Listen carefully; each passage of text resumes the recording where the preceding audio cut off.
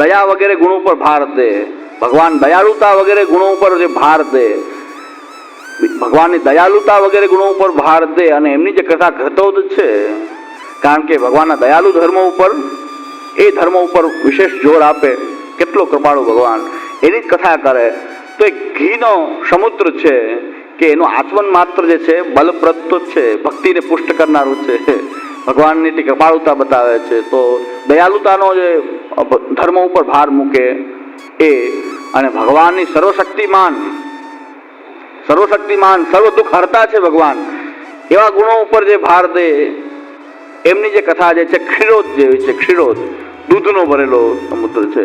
તો દૂધનો ભરેલો સમુદ્ર જે છે સ્વાદિષ્ટ છે, રુચિકર છે, પૌષ્ટિક છે, બધી પ્રકારથી બલપ્રદ છે. તો ભગવાનના સર્વ દુઃખ હરતા, સર્વશક્તિમાન એવા ગુણો ઉપર જે વિશેષ ભાર દઈને ગુણગાન કરે, તો એમના ભાવો જે છે એ એમના ભાવોના આધાર પાત્રમાંથી પ્રકટ થતું ભગવાનનું ગુણ એ પણ ક્ષીરોદ જેવા છે, એટલે કે દૂધ જેવા એ બલપ્રદ છે. અને આ છેલ્લે આવે છે શુદ્ધોદ અથવા અમૃતોદ, અમૃતના ભરેલા સમુદ્ર જેવા અમૃતોદ. તો અમૃતોદ તો પૂર્ણા ભગવદીયા શેષ વ્યાસાગ્ર મારુદા જડનારદ મિત્રાસ્યાસે, એ બધા જે છે અમૃતના ભરેલા સમૃદ્ધ, અમૃતના ભરેલા સમુદ્ર, કે એનું ખાલી કણિકા માત્રથી પણ એ સુખ પ્રાપ્ત થાય, તૃપ્તિ ન થાય પણ સુખ પ્રાપ્ત થાય. શુદ્ધોદ કહો કે અમૃતોદ કહો, તો એ પૂર્ણા ભગવદીયા જે આગળ વર્ણન કરેલું છે એમની વાણી તો અમૃતોદ જ છે, કે જે ભગવાનના સચ્ચિદાનંદ ધર્મ ઉપર ભાર દે, અપ્રાકૃત સચ્ચિદાનંદ ધર્મોનું ગાન કરે, તો એ બધા અમૃતોદ છે. એ આગલા શ્લોકમાં વર્ણન છે.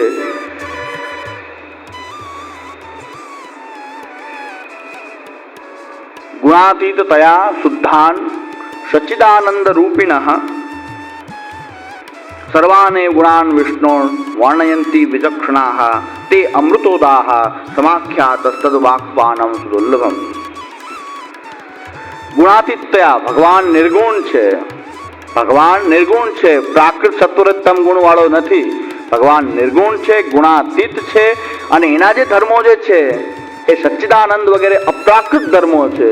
પ્રાકૃત ધર્માનાશ્રયમ અપ્રાકૃત નિખિલ ધર્મ રૂપમ મિતિ નિગમ પ્રતિપાદ્યમ દત્તત્સુત્તમ ચાકૃતિ સ્તૌમી. એ પ્રકાર જે છે કે એ ભગવાનના ગુણાતીત એ સચ્ચિદાનંદ રૂપ ધર્મો ઉપર ભાર દેનારા, એની જ કથા કહેનારા જે છે અમૃત જેવા, અમૃતના અગાધ સાગર જેવા છે, તે અમૃતોદાહ સમાખ્યાતા તદ્વાક્પાનમ સુદુર્લભમ. સર્વાને ગુણાન વિષ્ણુ વર્ણયંતી વિચક્ષણાઃ. એ વિચક્ષણ, એ ભગવાનના એ બધા ગુણોનું વર્ણન કરનારા, એ વર્ણયંતી ગુણાન વિષ્ણુ, ભગવાન વ્યાપક રૂપ બ્રહ્મ વિષ્ણુ, એના વિષ્ણુનો અર્થ કોઈ વિષ્ણુ દેવતા નહીં, પણ વિષ્ણુનો અર્થ છે વ્યાપક બ્રહ્મ જે છે, એના સચ્ચિદાનંદ રૂપ ધર્મ, એના ગુણાતીત નિર્ગુણ ભાવવાળા, એટલે જે અમૃતના સાગર જેવા છે, કે જે પોતે પણ નિર્ગુણ છે, નિર્ગુણ ભાવવાળા છે, અને એ જે કથા કરે છે એમાંથી જે ગુણ પ્રકટ થાય છે એ પણ ભગવાનના સચ્ચિદાનંદ રૂપ નિર્ગુણ એ ગુણો જ ત્યાં પ્રકટ થાય છે, તે અમૃતના સાગર જેવા છે. અમૃતોદાહ સમાખ્યાત, તે અમૃતોદાહ સમાખ્યાતા તદ વાક્પાનમ સુદુર્લભમ. હવે ગુણાતીત થયા છે, અહીં ગુણના રૂપમાં જે વર્ણન કર્યું છે પુરુષોત્તમજી બતાવે છે, જરાક બતાવી દઉં. થોડોક આજ સમય થોડોક આપણે વધારે થશે, કારણ કે આપણે છેલ્લે સુધી જવું છે એટલે. પણ પુરુષોત્તમજી જે બતાવે છે કે ગુણના મિશ્રિત લોક અનુસારી, વેદ અનુસારી એ શું છે, કેવી રીતે ભગવાનનું વર્ણન કરવામાં આવ્યું છે. તો લોકાનુસારી જે છે એ વાલ્મીકી રામાયણમાં રામચંદ્રજીના લોકાનુસારી એ વર્ણન કર્યું છે. વાલ્મીકી ઋષિએ લોકાનુસારી વર્ણન જે છે એ વાલ્મીકી રામાયણમાં વાલ્મીકીજીએ રામચંદ્રજીનું કરેલું છે, એ લોકાનુસારી. વેદાનુસારીમાં આધ્યાત્મ રામાયણની અંદર એ શિવજીએ રામચંદ્રજીનું ત્યાં વેદાનુસારી ત્યાં વર્ણન કર્યું છે. આધ્યાત્મ રામાયણમાં શિવજીએ આ બધું શ્રી પુરુષોત્તમજી આપણી ટીકામાં બતાવેલું છે. અને મને જેટલું ટીકા યાદ આવી જાય છે પછી એટલી હું લઈ લઉં છું. એ અહીં પણ એવું જ કરીએ છીએ કે બધી છાશ ઓલવાઈને માખણ અહીંયા આપી દઈએ છીએ આપણે, એટલે ભલે ટીકા વાંચતા ન હોય, ટીકા હું વાંચી લઉં ખૂબ, પછી એનું ગુજરાતી સંકલન કરીને સીધું કહી દે, એટલે સીધું તમને સુપાચ્ય રીતે પ્રાપ્ત થાય, સીધું પતી જાય એમ. ઓલી એક્સરસાઇઝ સંસ્કૃતની લાઈનો વાંચવાની એક્સરસાઇઝ ના કરવી પડે, એટલે સીધું ગુજરાતીમાં જે પ્રસાદ છે એ જ આપી દે. રસોઈ આપણે બનાવીએ, પ્રસાદ તમને આપે, પાત્ર બેસાડી અને લેવડાવીએ. એટલે ઓલા જેમ રસોઈ કરવાવાળા રસોઈ કરે, ખૂબ રસોઈ કરે, સામગ્રી કરે, ને ખૂબ ધુવાળા સહન કરે, ને ખૂબ તાપ સહન કરે, અને પાતરવાળા જે ખાલી પ્રસાદ લેવા આમંત્રણવાળા સીધા 5 વાગે જ આવે, 6 સાડા 5 તો ટાઈમ હોય, 5 વાગ્યામાં લાઈનમાં બેસે, અને સીધું એને તો પાતર આવે સીધું પ્રસાદ જ લેવાનો.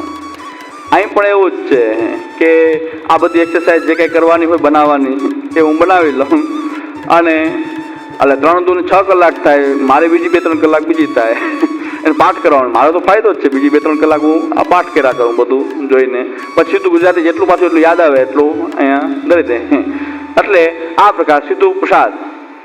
એટલે બીજા પ્રસાદ તો બધા ખૂબ લેવડાવતા છે. આપણે તો સિદ્ધપુર, હા સરસું ભાડું સિદ્ધપુરની યાત્રા, કાંઈ ઘી નહીં, ખાંડ નહીં, તેલ નહીં, કોઈ નહીં, ભીતર બાંધવું નહીં, બકડિયા નહીં, કડૈયા નહીં, કાંઈ નહીં, અને બધાને પ્રસાદ સતત લેવડાવવાનું.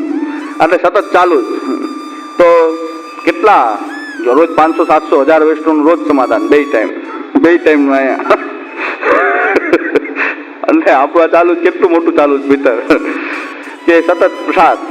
તો સીધું રસોઈ તૈયાર થયેલો મહાપ્રસાદ, મહાપ્રભુજીની વાણીનું ખૂબ મંથન કરીને જે પ્રાપ્ત થાય સીધું.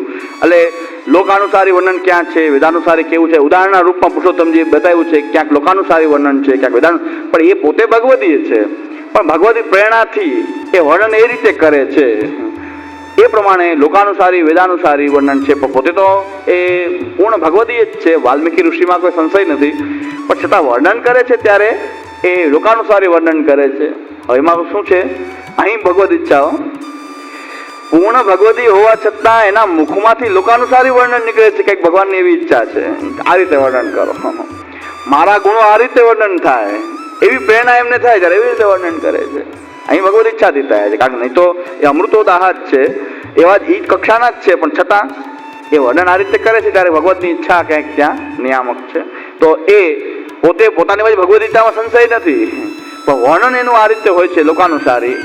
વેદાનુસારી શિવજીમાં ભગવદ ગીતામાં સંશય નથી, ભગવાનનો એ ગુણાવતાર છે એટલે કોઈ સંશય નથી, પણ એ વેદાનુસારી રામચંદ્રજીનું વર્ણન આધ્યાત્મ રામાયણમાં કરે છે.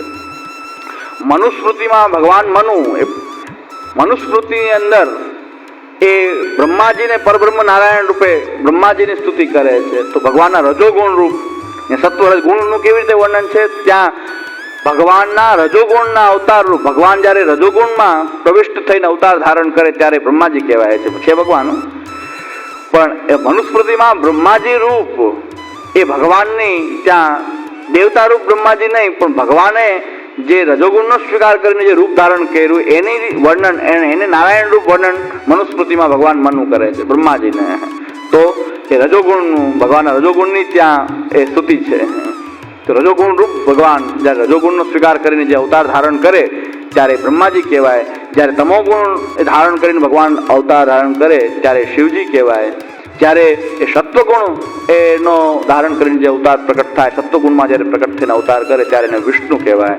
તો પરાશર મુનિએ વિષ્ણુ પુરાણમાં સત્વગુણાત્મક વિષ્ણુનું વર્ણન કર્યું છે, ગુણ અનુસાર.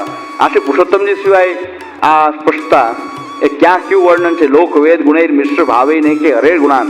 તો લોકવેદ મિશ્ર ક્યાં છે, લોક ક્યાં, વેદ અનુસાર ક્યાં, સત્વગુણ, રજગુણ, તમગુણ.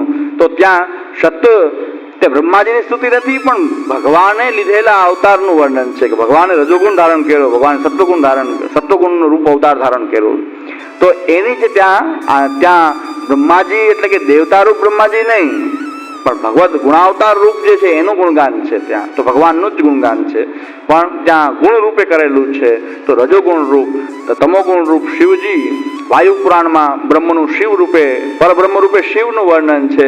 ત્યાં ભગવાન શિવનું જે રૂપ ધારણ કરે છે એની કથા વાયુ પુરાણમાં શિવજીને એ આ ત્રણેય રીતે લોકવેદ ગુણેર મિશ્ર ભાવે નહીં કે હરે ગુણાન, એ પ્રકાર ત્યાં સમજી લેવું. એટલે આ ઉદાહરણના રૂપમાં સમજાય કે લોક વેદ ગુણ મિશ્રિત કેવું હોય, આ રીતનું હોય. આ 6 પ્રકારના સમુદ્રનું આપણે વર્ણન જોઈ લીધું. હવે અમૃતો તો કેવા છે, ગુણાતીતયા શુદ્ધાન સચ્ચિદાનંદ રૂપિણ સર્વાને ગુણાન વિષ્ણુ વર્ણયંતી વિચક્ષણાઃ તે અમૃતોદાહ સમાખ્યાતા તદ્વાક્પાનમ સુદુર્લભમ. તાદૃશાનામ ક્વચિત વાક્યમ દૂતાનામિવ વર્ણિતમ અજામિલા કર્ણનવદ બિંદુપાનમ પ્રકીર્તિતમ. કેટલું સુંદર વર્ણન છે કે હવે આપણે ફલો બધાને બતાવ્યું. કર્મ માર્ગીય વિષયાસક્ત ગાયકો, પછી કર્મ માર્ગીય વક્તાઓ, જ્ઞાન માર્ગીય વક્તાઓ, એમાં ઉત્તમ મધ્યમ સાધારણ વગેરે જે કાંઈ ભાવો છે તે, વિષયાસક્ત નિંદ્ય, ત્યાર પછી જ્ઞાન માર્ગીય યોગ ધ્યાન સંયુક્ત તપો જ્ઞાનવાળા, અલૌકિક જ્ઞાનવાળા, ત્યાર પછી ઉપાસના માર્ગી અનેક દેવની ઉપાસના કરનારા, સકામ કૃષ્ણની ઉપાસના કરનારા, એ કૃષ્ણોપાસન કરનારા, એ ઉપાસકોના ભાવ જોયા. અને મર્યાદા માર્ગીય ભક્તોના, પછી પૂર્ણ ભગવદીઓના. હવે એમને જે ગુણગાન કરે છે ત્યાં ફલરૂપ ભગવાનનું જે સાક્ષાત જે સચ્ચિદાનંદ રૂપ ગુણાતીત સ્વરૂપ છે એ પ્રકટ થાય. એ તો અમૃત જેવું છે, એ તો અમૃત જેવું છે. એટલે તે અમૃતદાહ સમાખ્યાતા તદવાકપાનમ, એનું વાણીનું પાન કરવું દુર્લભ છે, કારણ કે આવા ભગવદીઓ મળવા જ દુર્લભ છે. મહાપ્રભુ દુર્લભ શબ્દનો પ્રયોગ કરે છે કે આવા ભગવદીઓ મળવા જ દુર્લભ છે એક તો, અને કદાચ મળી જાય તો એના અગાધ ભાવોને આપણે ધારણ કરી શકતા નથી. આપણામાં જ્યાં સુધી એવી નિર્ગુણતા ન હોય ત્યાં સુધી એમનું વર્ણન ભલે ગમે એવું કરે. જેમ કૃષ્ણદાસજીની વાર્તામાં કીધું કે મેં તો વર્ણન કર્યું પણ એને પૂછી લો કયા યાદ હોય તો ધારણ નથી કરી શકતા. બિંદુ માત્ર પણ થાય તો સુખકારી હોય. અમૃતનો એક બિંદુ મળી જાય તો સુખકારી હોય. પૂરેપૂરી તૃપ્તિ ભલે ન કરે પણ સુખ તો આપે, એક બિંદુ પણ સુખ આપે. તે સર્વાને ગુણાન વિષ્ણુ વર્ણયંતિ વિચક્ષણાઃ તે અમૃતોદાહ સમાખ્યાતસ્તદ્વાક્પાનમ સુદુર્લભમ તાદૃશાનામ ક્વચિત વાક્યમ દૂતાનામેવ વર્ણિતમ. તાદૃશાનામ ક્વચિત વાક્યમ દૂતાનામેવ વર્ણિતમ. તો એના માટે પુરુષોત્તમજી કહે છે કે ક્વચિત ક્યારેક એનું એક કાનમાં એક શબ્દ કે એનો બિંદુ રૂપ પડી જાય તો પણ એનું કલ્યાણ થઈ જાય, એના સંસારિક ભાવોને દૂર કરી દે, ભક્તિ ભાવ તરફ પ્રેરણા આપી દે. એના જન્મો બીજા જન્મમાં પણ ફલિત થાય. ભક્તિ એક બિંદુ પડી ગયું હોય તો, પૂર્ણ ભગવદીઓનું એક બિંદુ જો પડી ગયું, એ પાછું એને ન કહેતા હોય, બીજાને કોઈને ઉદ્દેશીને વાત કરતા હોય ને આપણે સાંભળી જઈએ, એ ચર્ચા કરતા હોય બીજાની સાથે, પણ એમાંથી એક બિંદુ આપણને મળી જાય. તો એક બીજા વાત કરતા હોય ને એક બિંદુ મળી જાય, અથવા તો આપણને કહેવા માટે બીજા સાથે કહેતા હોય. બે પ્રકાર હોઈ શકે. કહેવાનું છે આપણને અને એ વાત બીજા સાથે કરે, તો એમાંથી કંઈક કણિકા આપણને મળી જાય તો અમૃતરૂપ છે અને ભક્તિભાવને એ પોષણ આપનારું છે, ભક્તિભાવને સંસારિક ભાવોને દૂર કરનારું. એટલે દૂતાનામી વર્ણિતમ, દૂતો અજામિલા કર્ણનવત બિંદુપાનમ પ્રકીર્તિતમ. અજામિલે એ વિષ્ણુદૂત અને યમદૂતોનો સંવાદ સાંભળ્યો કે ભાઈ આને તો નારાયણ નામ લીધું છે, અરે ગમે એટલા પાપ કર્યા છે પણ નારાયણ નામ લઈને દેહ છોડી છે. તો આ સંવાદ સાંભળ્યો કે આટલા બધા પાપો કરનારો અને યમદૂતને સ્પર્શ કરવા દેતા નથી, વિષ્ણુદૂત કે આ તો અમારો જ છે. આ સંવાદ સાંભળીને અજામિલની કાનમાં એ બિંદુ પડ્યા છે. એના કારણે અન્ય જન્મની અંદર પાછા ભક્તિમાન થયા છે. કે ખાલી એક નામ નારાયણ માટે લીધું તો એ નારાયણ નામ પુત્ર માટે લીધું હતું, ભગવાન માટે નહોતું લીધું. તો પણ એનો ઉદ્ધાર થઈ ગયો. આ કથાથી એમ સમજવું, અહીં ભગવાનના નામનું મહાત્મ્ય સમજવું, અજામિલ નથી બનવું આપણે. એ ન સમજવું કે અજામિલ જેવા થશું તો વાંધો નહીં આવે, તો આખી કથા ઉલટી થઈ ગઈ. કે અજામિલ જેવા થશું તો ભગવાન આપણો ઉદ્ધાર કરી દેશે, શ્રી કૃષ્ણ શરણો બોલશું તો ઉદ્ધાર થઈ જશે. એટલે બધા મને લાગે જય શ્રી કૃષ્ણ શરૂ કર્યું લાગે છેલ્લે, સર્વ વૈષ્ણવને જય શ્રી કૃષ્ણ માલા પિરામીમાં એટલે શરૂ કર્યું કે બાપાના મુખમાંથી છેલ્લે કદાચ શ્રી કૃષ્ણ શરણમ ન નીકળ્યું, કે શ્રી કૃષ્ણ ન નીકળ્યા તો એના જય શ્રી કૃષ્ણ કરી દે એટલે કદાચ એને ખબર હોય કે બાપા અજામિલ જેવા છે. એટલે અજામિલ જેવા હોય ને માલા પરિણામની કરવી જોઈએ. હું તો એમ કહું કે એટલે કદાચ કરતા હશે કે ભગવત નામ જ ન લેતા હોય અને દેહ છૂટી ગયો હોય તો એને છોકરાઓને એમ થાય કે એની પાછળ આપણે પણ એક બધાને જય શ્રી કૃષ્ણ કરી દઈએ તો એનો ઉદ્ધાર થઈ જાય. તો અજામિલમાં બરાબર છે. બાકી ભગવત આશ્રિત જીવન હોય તો પછી મોટામાં નામ આવ્યું હોય કે ના આવ્યું, ભગવત આશ્રયને કારણે ભગવાન એના ઉદ્ધારક જ હોય છે. ભગવત આશ્રય જો આખા જીવન રાખ્યો હોય તો પછી કાંઈ કરવું પડે નહીં, નામ આવ્યું મોઢામાં કે ન આવ્યું. આ તો અજામિલની કથા એ બતાવે છે કે ભગવાનના નામનું મહાત્મ્ય એવું છે. એટલે એ જ આપણી લીલા, આપણે સાંજનો વિષય એ જ છે કે એવી ઉલટાવે કથાને, વંચકો કથાને એવી ઉલટાવતા આવડે એ લોકોને કે આ કથા શું બતાવે છે, ભગવાનના નામનું મહાત્મ્ય બતાવે છે. પાપ કરવાની પ્રેરણા છે કે બધા અજામિલ બની જાઓ પછી છેલ્લે એક નામ લઈ લો ઉદ્ધાર થઈ જશે. તો આ કથા વંચકો આવું કરે કે બધું પાપ કર્મ ભગવાનના નામથી નિવૃત્ત થઈ જાય, આપણને કાંઈ લાગતું જ નથી. તો વંચકોની કથા એવી હોય. તો આ પ્રકાર જે છે રાજા મિલા કર્ણવત બિંદુપાનમ પ્રકીર્તિતમ, ત્યાં આપણે જોઈએ છીએ કે એક બિંદુ મળી ગયું એ દૂતોના સંવાદમાં, ભગવાનના દૂતોના સંવાદમાં એને એક બિંદુ મળી ગયું તો પણ અજામિલ જે છે ભક્તિવાળો અગલા જન્મમાં થયો. હવે આ જે કથા શું કરે છે, અમૃત જેવી કથા આપણે સાંભળીએ ભગવદીઓની, ભગવદીઓ જ્યારે પોતાની એ ભગવત કથાની અંદર મસ્ત થઈ અને કથા કરે ત્યારે એ કથા શું અસર કરે આપણને, એનું ગુણગાન, ભગવાનના ગુણો આપણી અંદર પણ પ્રવિષ્ટ થાય. એ શું કરે? રાગાજ્ઞાનાદિ ભાવાનામ સર્વદા નાશનમ યદા તદા લેહનમ ઇત્યુક્તમ સ્વાનંદોદ્ગમ કારણમ.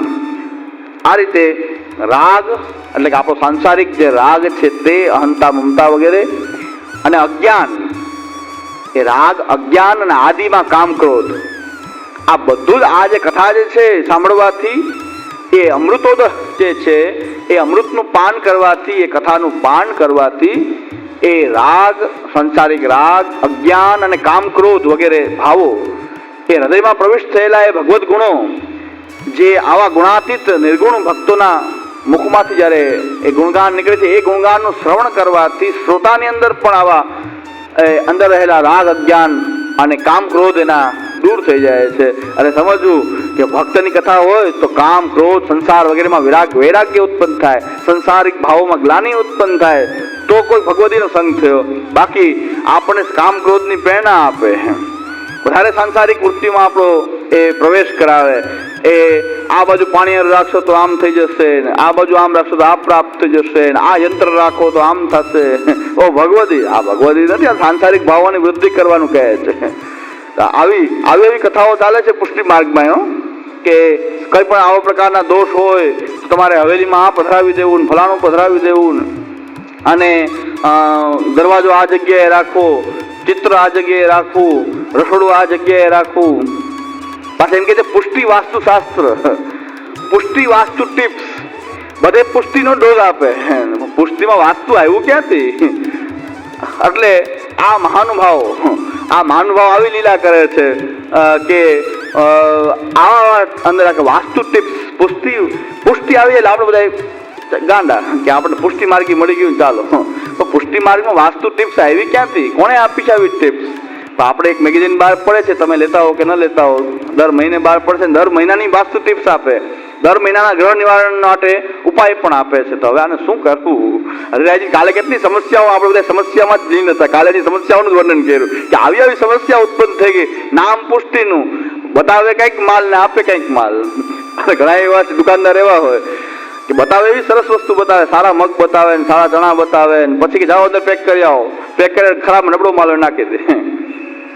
તો આવા જે છે ભેળસેડિયા કે બતાવે એવો સરસ માલ બતાવે, ગમી જ જાય, પછી બતાવો પૂરતો જ હોય, પડીકું વાળવા અંદર જાય માલ બદલાઈ જાય તો એ માલ બીજું નાખી દે.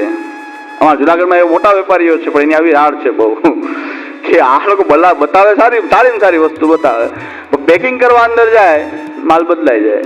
તો આ અનાજનું પણ એવું છે, સારો માલ બતાવો એટલે આ બતાવે એવો પુષ્ટિ કહીને એવો માલ બતાવે કે પુષ્ટિ નામ આવ્યું, બધા એમ થાય કે પુષ્ટિ માર્ગ મહાપ્રભુજીનું માર્ગ. પણ ત્યાર પછી માલ આપે એ માલ કેવો આપે? સાવ બોગસ, થર્ડ ક્લાસ ક્વોલિટીનો, ક્યાંય ના હાલે એવો માલ ભેળવીને આપે. પ્રસાદમાં ભેળશે, ચરણામૃતમાં ભેળશે, ક્યાં જવું? હવે આપણે તો બહાર ભેળશે સાંભળતા હતા, ધર્મમાં હોય, ધર્મમાં આવી ભેળશે. પુષ્ટિ નામ, અંદર બીજું પ્રવાહી ધર્મ, નામ પુષ્ટિનું, પ્રવાહી ધર્મ, નામ પ્રવાહી પુષ્ટિ સ્થાન, પુષ્ટિ માર્ગી હવેલી, સ્થાન નામ પુષ્ટિ માર્ગનું, ક્રિયા બધી પ્રવાહી આસુરી. તો આ પ્રકાર ભેળસેડીયો ધર્મ બતાવવામાં આવે છે. તો આપણે ત્યાં આવું થાય છે કે ભગવદીય હોય તેની પહેચાન શું? કે આપણી અંદર રાગ, અજ્ઞાન, કામ, ક્રોધ એની નિવૃત્તિ થાય અને ભગવાનમાં પ્રીતિ થાય. પાછું ભગવદીમાં થઈ જાય તો તકલીફ.